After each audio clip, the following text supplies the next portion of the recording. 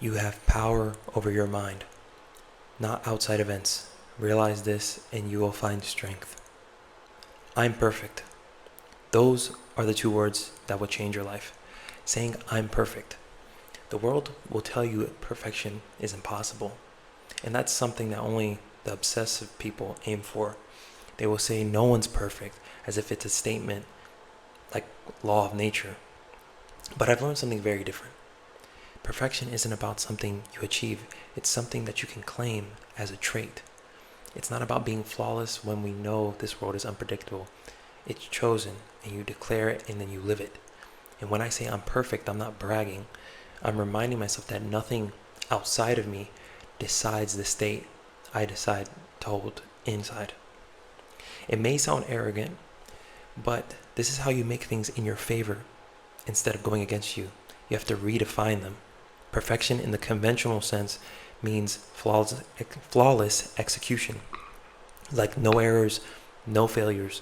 But by that definition, it is impossible because the world, of course, is uncertain.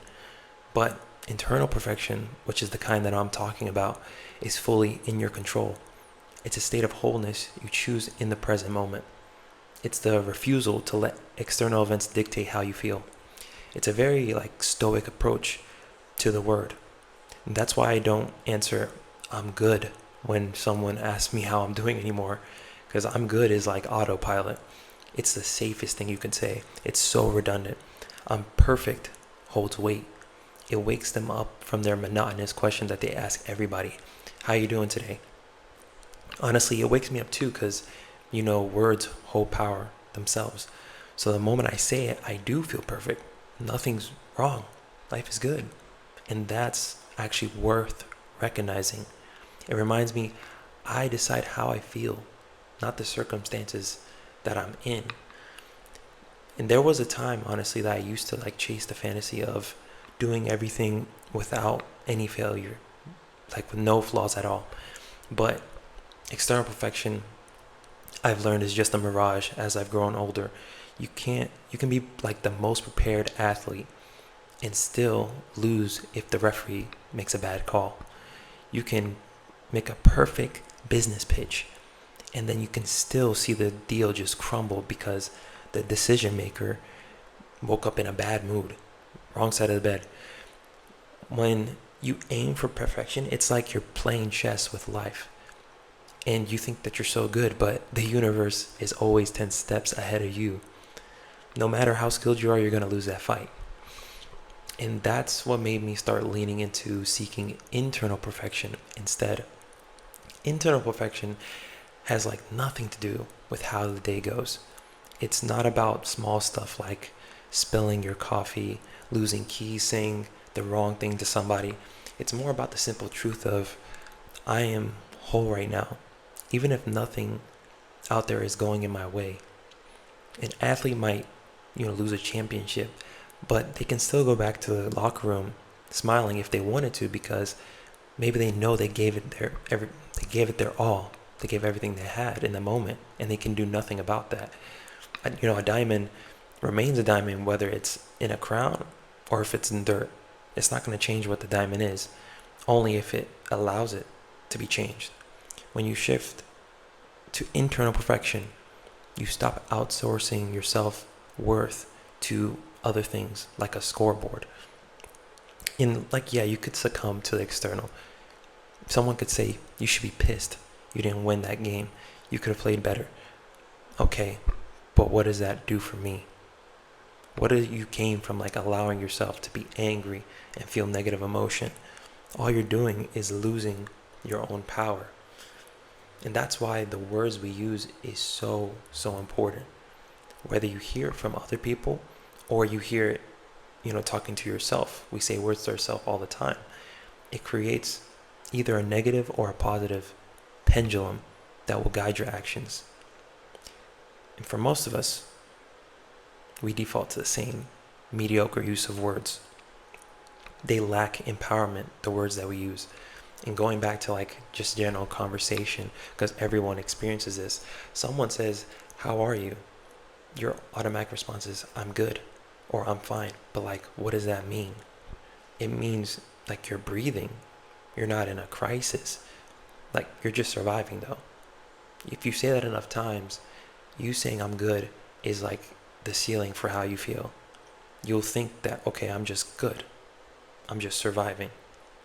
But you're never amazing. It reminds me of one of the responses that oh my God, I hate the most. If I ask someone how they're doing, which honestly now I don't ask people how they're doing because of this, they tell me, I'm alive. I'm hanging in there. Bro, what do you mean you're hanging in there? You're alive. Like, I've actually heard a stat that said the chance of you being alive is 1 in 400 trillion. That's insane. 1 in 400 trillion. There's not even somebody like with that much money in the world. 400 trillion. It is unlikely for you to even exist. So to say I'm getting by is like a slap in the face to the universe. Like you better be feeling perfect. If you basically shouldn't even be here. The chance of you being here is ridiculous. But back to what I was saying. I started answering I'm perfect. When I started answering I'm perfect, that's when stuff began to shift. Like people pause, like they'll tilt their heads, some people will laugh. And some would ask why. But more importantly, I would think, I like said to myself, like, well, that's crazy. Like I'm saying I'm perfect and it like messes up the mental script that I had even for myself. It forces me to live up to that declaration I made. If I say I'm perfect, now I must feel perfect. And it reframes perfection and saying I'm perfect from like I do everything perfect to I'm just choosing to feel perfect right now. Like you could have a dull light bulb in the room and it works, but why not have one that's vibrant and fills the room with like actual color?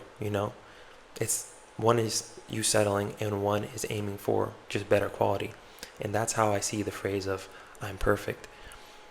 It's defined by I currently have no conflict with the present moment. Like that's really what it gets down to. If you stretched out the simple phrase I'm perfect, it really just means I currently have no conflict with the present moment right now.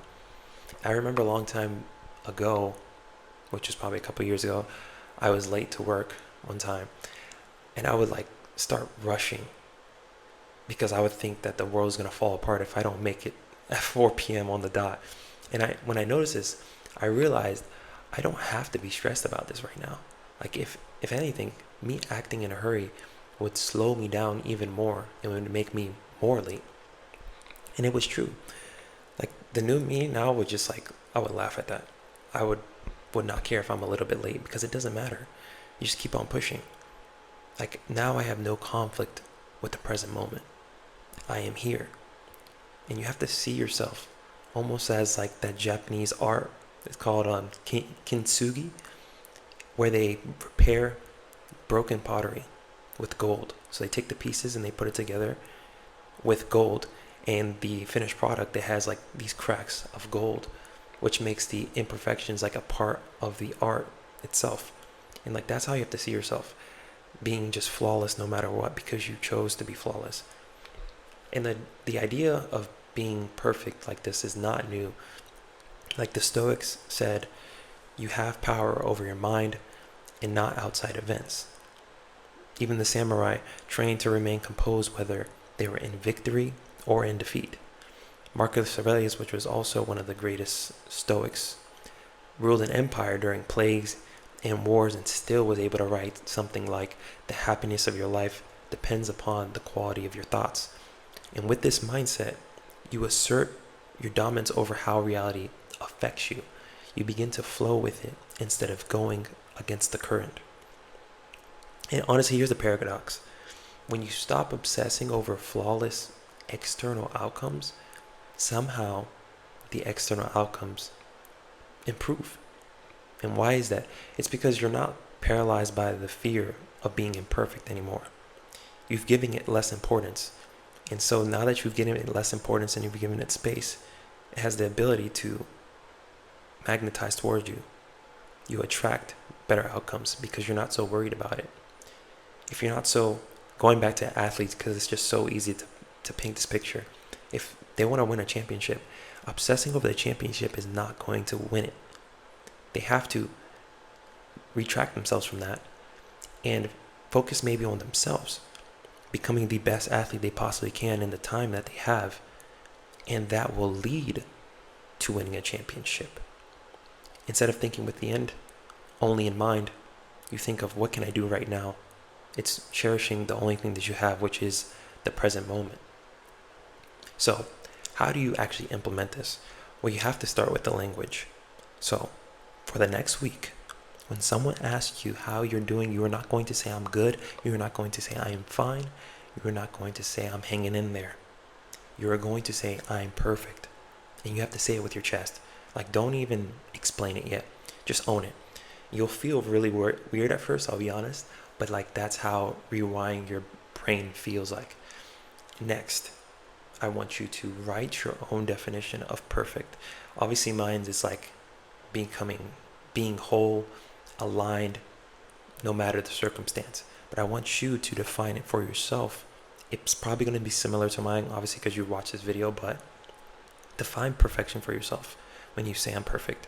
And carry that with you when you say the phrase I'm perfect. That way, it feels like you're saying the truth. Because if you keep saying I'm perfect and you don't know why you're saying it, it's just going to feel like a performance, like you're just putting on a show. And that's cringe. That's cringe. Then practice being imperfect.